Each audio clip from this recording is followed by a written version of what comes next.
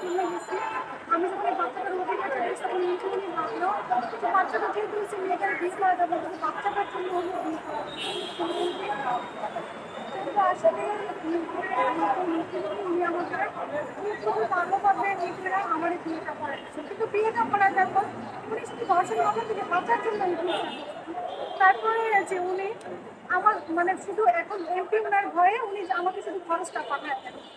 আমি বলছি যে আমার বোন আমাকে মানতেছে না এই বাসায় থাকতে। উনি বলে কি না তুই তোর বোনের বাসাতেই থাকবে, আমি তোর বোনের বাসাতে খরচ পাঠাবো। উনি এমনি করে বাচ্চাটাকে বিয়ের পর একবার দেখতেও আসে না, আমাকেও দেখতে আসে না, এই বাচ্চাটাকে খরচও দেয় না। বলে কি সাংবাদিক দরকার দেয়, তোর কাছে 100 সাংবাদিক পাঠাই, ওরা কিছুই করতে পারবে না।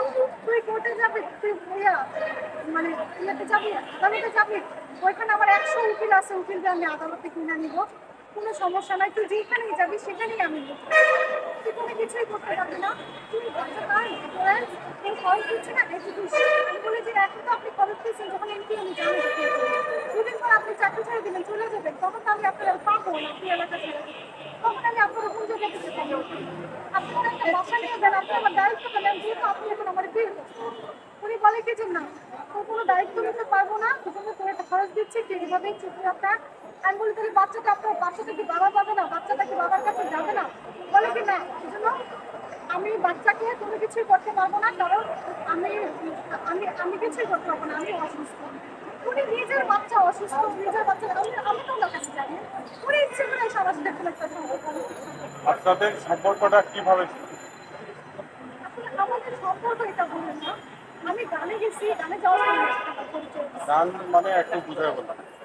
আমি আসলে আমি তো বললাম যে আমি সরকারি স্কুলের থাকার কারণে আমি এখান থেকে আসার পর মানে আমি এদের ছুটিটা এসে আর চিন্তা চাই খারাপটা তো আমার আমি আর জানি কিন্তু আমার মা আমি আমার একটা ভাই আমার মানুষ এখন খাওয়া তো চারজন মানুষকে তাকে খাওয়াই দিচ্ছে। তখন আমার মা বললো যে তুই গান কর তাহলে কিছু টাকা আমার আমার গানে নিয়ে গেছিল গানই অনুষ্ঠান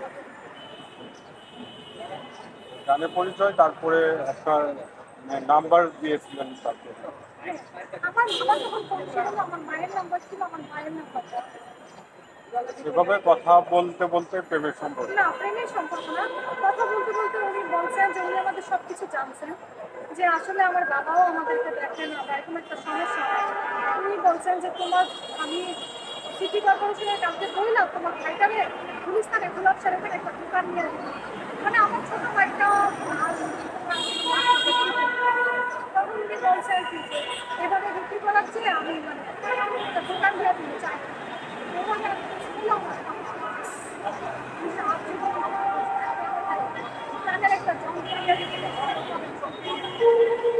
কিন্তু পরে উনি এখন দিন করে মানে উনি বছর হওয়ার পর যখন আমি এমপির কাছে গেছি তখন এমপি উনি আমার সাথে আমার বিয়ে করা দিয়েছে। উনি খুব উনি দেখছে যে বাচ্চাটার বাচ্চাটার পরিচয় দরকার, তখন উনি ওনার সাথে আমার বিয়ে করা দিয়েছে। বিয়ে করে যখন উনি শুধু উনি যে বুদ্ধি করে ধর্ষণ মামলা থেকে বাঁচার জন্য শুধু বিয়েটা করছে, এর আগে উনি ওনার ভাইরা আসছিল আমার বিয়ে আমি রাজি হই যে আপনাদের তো বিয়ে হয়েছে, তাহলে ধর্ষণ বলতেছেন কেন? বিয়ে হয়েছে যে উনি তো বিয়ে হইলে তাহলে তো উনি আমার বাসা নিয়ে রাখতেন, যদি ছিল বিয়ে বলতো তাহলে তো উনি সেদিনই আমার বাসা নিয়ে রাখতেন। 3 মাস হয়ে গেছে উনি কেন বলে যে আমার তালাক নামা পাঠাও, তাহলে তো উনি আমার বিয়ের জন্য বিয়ে করেন। বাচ্চাটাতে আসছে সেটা আপনার বিয়ের আগে আসছে না বিয়ে পরে আসছে? ভালো করে বলেন, বাচ্চাটা বিয়ের আগে আসছে, বিয়ের আগে বাচ্চা, বাচ্চাটার কথা বলেন।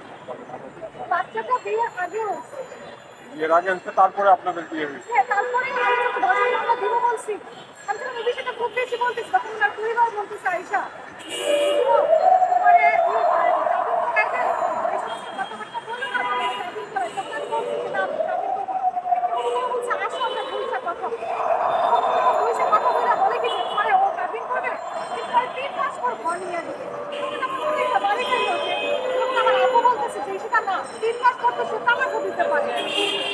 বিয়ে করে বাচ্চা হচ্ছে সেরকম একটা কথা তারা বলতেছে যে আমরা মানে যে একা কাবিন করবো 21 সালে 2021 সালে কাবিন করবো আর তোমার 3 মাস পরে ঘর নিয়ে আসবো।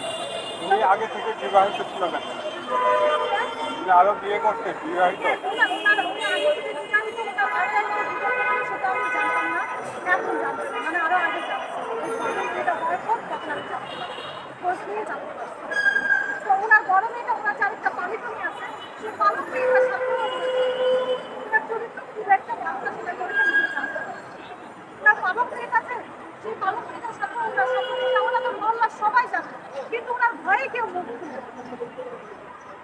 কারণ এটা তো একটা কোয়ার্টার টিনের মতো যায়, মানে টিন দিয়ে বিল্ডিং করা, একতলা একতলা বিল্ডিং, সবাই সবার সবার জানে। কেউ ভয়ে কিছু বলতেছে না ওনার ব্যাপারে, ওনাদের মেয়েদের ব্যাপারেও সবাই জানে না। তো আমি যখন ওনার কাছে গেছি তখন উনি বিভিন্ন লোক দিয়ে আমার ভয় দেখাইছে, দেখানোর পর মানে উনি তারপর আমি পুলিশ যে যেতে কালকে উনি ফোন দিয়েছে, ওসি বলে কি জানিস না তুমি ওই মেয়েটা যা, কিন্তু ওই মেয়েটা মরিস যায় না, মানে ওসি উনি কথাটা বলছে, উনি ওনার ভাই বুঝে। তারপরে যখনই আমি কোন থানায় বসছি এটা? সেটা উনি আমাকে বলে নাই, কিন্তু উনি বলছে যে ওনার ভাগ্নি জায়গায় এসে দেখুন আমি দিচ্ছি ওনার ভাগ্নি আমি করে দিচ্ছি, আমি এটা করে দিচ্ছি। তারপরে বিভিন্নভাবে উনি আমার ভয় দেখায়, অনলাইনে বিভিন্নভাবে ফোন দেয়, ফোন দিয়ে বিভিন্ন লোকের মাধ্যমে উনি রাষ্ট্রপতির ছবি ওনার ওয়াইফের সাথে দেখায়, ওনার বিভিন্ন লোকের ছবি দেখায়। তারপরে একদিন আমি ওনার ওয়াইফকে ফোন দিচ্ছি, বলে ওনার ওয়াইফ বলতেছে তুই যার কাছে গিয়ে তোর বিয়ে করাইছস, তুই দেখ তার সাথে আমার ছবি। মানে উনি আমার এইভাবে ভয় দেখাইছে। তারপরে নানানভাবে উনি সবসময় বলে যে ঢাকার থেকে আমাদেরকে তারাই দিবে, আমার বোনকে শুধু ঢাকায় থাকতে দিবে না, আমার দুলাভাইয়ের উনি সমস্যা করবে, মানে এরকম কথা বলে সবসময় উনি আমাকে এরকম ভাবে ভয় দেখাচ্ছে। এখন উনি শুধুমাত্র নামে মাত্র একটা কাজে করছে, বাচ্চাটা আমি দেখতেও আসে না। আমার দুলাভাই যখন আসে না, বাচ্চাটা ভুল হয়ে যায় আমার দুলাভাই কাছে। আমার দুলাভাই বাচ্চাটাকে বলে না, কিন্তু বলে যে আমি 2টা বাচ্চা নিয়ে সামনে দেবেন, আমার দুলাভাই আমি 2টা বাচ্চাই সামলাইতে পারি না, তোমার বাচ্চাটা বেশি তুমি রাখো। তো আমি ওই ঘরের মধ্যে আটকে রাখি, ও মাথা টাথা বাইরে মানে দুলাভাইয়ের কাছে যাবে, মানে বাচ্চারা বাবার যে একটা, কিন্তু ওটার এই জিনিসটা বোঝে।